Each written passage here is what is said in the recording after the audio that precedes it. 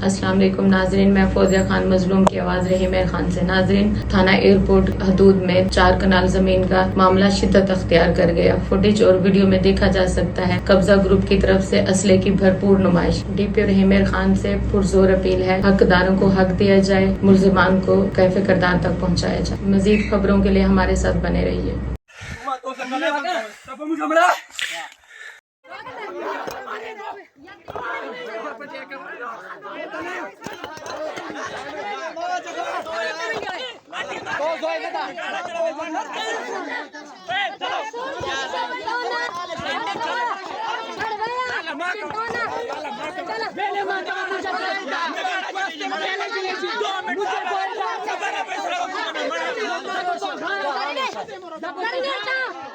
ये आपके हाथ में क्या है? पहले आपकी जो है वो पुलिस ने एफआईआर तो दर्ज कर दी है, आपके पास स्टे भी मौजूद है, उनके पास दूसरी पार्टी के पास भी स्टे मौजूद है। ये सारा मामला क्या है ये बताएं ज़रा। सर, ये मामला ये है कि ये 4 कनाल ज़मीन मैंने अपनी नानी अम्मा से ख़रीदी थी और मेरे अपने मामू से और मेरी आंटी से। ये 3 फरीकों ने ये ज़मीन मुझ पर फ़रोख्त की है। अब ये 4-5 फरीक आपस में मिल के, जो साथ मेरे शरीक हैं, इधर साथ ही मेरे उनके घर हैं, वो मुझसे ये ज़मीन पहले उन्होंने काफ़ी कोशिश की कि ये ज़मीन हमें आप छोड़ दो, आप कहीं और चले जाओ, लेकिन मैंने कहा ये ज़मीन मैंने नहीं फ़रोख्त करनी। ज़बरदस्ती भी ये इन्होंने की। अब ये मामला इस हद पे पहुंच गया है कि वो कहते हैं कि हमें अगर इस ज़मीन के ऊपर कई बंदे देने पड़े, कई सर उठाने पड़े तो हम उठाएंगे।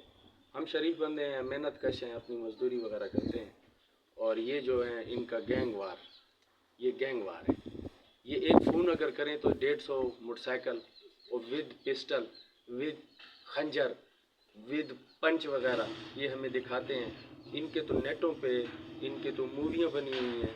इनसे इस इलाके वाले बहुत तंग हैं, और इनका मेन मकसद ये होता है कि पाँच मरले का प्लाट अगर इन्होंने ले लिया किसी मजबूर से, तो उसके साथ जो अगर 1 बीघा भी पड़ा हो तो वो ये पुलिस के साथ मिल मिलाप करके उसको भी कवर कर जाते हैं। फिर ये तैयब साहब है इधर, वो इस बात का बिल्कुल ज़िम्मा उठा रहा है कि भाई आप जैसे भी काम करोगे मेरा हिस्सा और मेरे थाने का हिस्सा।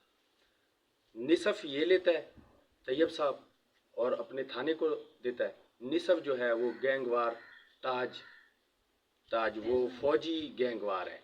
जैसे मतलब है कि वो फौज में कमान करते होते हैं ना, वो या ताज गैंगवार है इधर का, अरसलान वालों का, उस्मान वालों का बाप है। और वो घर बैठे ही फ़ोन घुमा रहा है, नेटवर्क घुमा रहा है, इनको बंदे दे रहा है। ये बात मेरी बिल्कुल हकीकत है, और अगर इस बात में कभी भी अगर झूठ साबित हो जाए तो मुझे हुकूमत सज़ा दे। अच्छा, बात ये है कि आपने डीएसपी के पास आप गए। जी सर मेरे जाने के बाद मेरी बात सुने। सबसे पहले देखें, आपने स्टे लिया। जी सर। एफआईआर से पहले लिया या बाद में लिया? पहले लिए सर। एफआईआर से पहले आपने स्टे लिया? जी। उसके बाद कब्जा। अच्छा, उसके बाद आपके घर पे जो है वो आपकी जगह पे कब्जा करने की कोशिश की गई? जी सर। कब्जा करने के बाद उन्होंने जो स्टे लिया वो कब लिया? वो सर स्टे भी गलत है, वो इस रकबे का स्टे ही नहीं है। इस रकबे का सिर्फ वो उन्होंने एक ਤੁਸੀਂ ਲੈ ਲਓ ਅਸੀਂ ਲਈ ਹੈ ਜ਼ਮੀਨ ਲੈ ਲਈ ਪੈਸੇ ਉਸ ਟਾਈਮ ਸਾਡੇ ਨਾਂ ਤੇ ਮੇਰੇ ਨਾਂ ਤੇ ਕੀਤੀ ਜਦੋਂ ਇਹਨਾਂ ਨੇ ਪੈਸੇ ਰੁਖਸਾਨਾ ਨੇ, ਅਤੀਕੋ ਰਹਿਮਾਨ ਨੇ, ਅੰਮੀ ਨੇ, ਇਹ ਤਿੰਨਾਂ ਨੇ ਮੇਰੇ ਕੋਲ ਪੈਸੇ ਲੈ ਕੇ ਫਿਰ ਅਸੀਂ ਫਾਰਮ ਬਣਾਇਆ। ਉਹਦੇ ਇਸ ਫਾਰਮ ਨੂੰ ਤਕਰੀਬਨ 10 ਤੋਂ 12 ਸਾਲ ਹੋ ਗਏ ਨੇ। ਉਸ ਟਾਈਮ ਇਹ ਨਹੀਂ ਉੱਠੇ। ਹੁਣ ਜਦੋਂ ਮੇਰੇ ਬੱਚੇ ਦੀ ਆਪਰੇਸ਼ਨ ਹੋ ਗਿਆ, ਬੱਚੀ ਮੇਰੀ ਫੌਤ ਹੋ ਗਈ ਹੈ ਹਸਪੀਟਲ ਦੇ ਵਿੱਚ, ਮੇਰੇ ਬੱਚਿਆਂ ਨੂੰ ਇਹਨਾਂ ਨੇ ਮਾਰਿਆ, ਕੁੱਟਿਆ। ਮੈਂ ਬੇਵਾ ਹੈਗੀ ਆ, ਮੈਨੂੰ ਇਨਸਾਫ ਚਾਹੀਦਾ।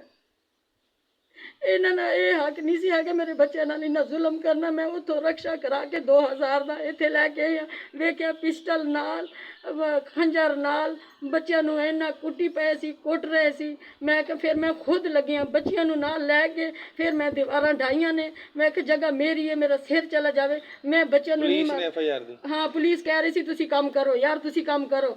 ਸਾਨੂੰ ਜਿਹੜਾ ਹੈ ਸਾਨੂੰ ਨਹੀਂ ਸੀ ਕਰਨ ਦਿੰਦੇ, ਕਹਿੰਦੇ ਸੀ ਨਹੀਂ ਤੁਸੀਂ, ਮੈਂ ਕਿ 15 ਤੇ ਫੋਨ ਕਰੋ। ਇਹਨਾਂ ਨੇ ਆਖਿਆ ਜੋ 15 ਤੇ ਤੁਸੀਂ ਫੋਨ ਕਰੋਗੇ ਅਸੀਂ ਤੁਹਾਡੇ ਤੇ ਪਰਚਾ ਦੇ ਦੇਵਾਂਗੇ। ਸਰ ਗਰੀਬਾਂ ਵਾਸਤੇ ਥਾਣਾ ਹੈ, ਅਮੀਰਾਂ ਵਾਸਤੇ ਤੇ ਨਹੀਂ ਹੈਗੇ। ਕਿਉਂ ਸਾਡੇ ਨਾਲ ਜ਼ੁਲਮ ਕਰ ਰਹੇ? ਮਰੀਮ ਨਵਾਜ਼ ਨੂੰ ਕੀ ਅਪੀਲ? ਉਹਨੂੰ ਕਹੇ ਸਾਨੂੰ ਇਨਸਾਫ ਚਾਹੀਏ, ਸਾਨੂੰ ਇਨਸਾਫ ਚਾਹੀਏ। ਕਿਉਂ ਮੇਰੇ ਨਾਲ ਇੰਨੀ ਜ਼ਿਆਦਤੀ ਕਰ ਰਹੇ ਨੇ? ਜਾਂ ਤੇ ਕੋਈ ਸਬੂਤ ਮੇਰੇ ਕੋਲ, ਹਰ ਸਬੂਤ, ਹਰ ਚੀਜ਼, ਕਾਗਜ਼ਾਤ, ਹਰ ਚੀਜ਼ ਮੇਰੇ ਕੋਲ ਪਏ ਨੇ। ਮੇਰੇ ਕੋਲ ਕੀ ਮੰਗਦੇ ਨੇ? ਸਾਰਾ ਦਿਨ ਗਾਲਾਂ ਸੀ, ਰਾਤ ਨੂੰ ਡਰ ਤੋਂ ਇੱਥੇ ਸੌਂਦੇ ਵੀ ਨਹੀਂ ਹੈਗੇ। ਸੁਬਹ ਦੇ ਹੁਣ ਗਏ ਹੋ ਨਾ, ਰਾਤ ਦੇ ਹੁਣ ਆਏ। ਰਾਤੀ ਪਿਸਟਲ ਲੈ ਕੇ ਸਾਰੇ ਔਰਤਾਂ ਮਰਦ ਸਾਰੇ ਇਕੱਠੇ ਸੀ। ਇਹ ਸਾਨੂੰ ਮਾਰਨ ਦੇ ਚੱਕਰਾਂ ਵਿੱਚ ਸੀ। ਅਸੀਂ ਇੱਥੇ ਕਿਵੇਂ ਸੋਈਏ? ਸਾਡਾ ਖੁਦ ਫਾਰਮ ਹੈ, ਕਿਸੇ ਕੋਲ ਵੀ ਪੁੱਛ ਲਓ, ਸਾਰੇ ਇਸ ਇਲਾਕੇ ਦੇ ਵਿੱਚ ਪੁੱਛ ਲਓ, ਕਹਿਣਗੇ ਇਸ ਮਾਈ ਦਾ ਫਾਰਮ ਹੈਗਾ ਵਾ, ਇਹ ਜ਼ਿਆਦਤੀ ਕਰ ਰਹੇ ਨੇ ਇਹਨਾਂ ਨਾਲ। ਨਾ ਕਹਿਣ ਮੈਂ ਜੁਰਮਾਨਾ ਦੇਵਾਂਗੀ, ਨਾ ਤਾਂ ਮੈਨੂੰ ਸਿੱਧੀ ਗੋਲੀ ਮਾਰ ਦੇ। ਜਗ੍ਹਾ ਮੇਰੀ ਹੈ ਔਰ ਮੇਰੀ ਰਹੇਗੀ।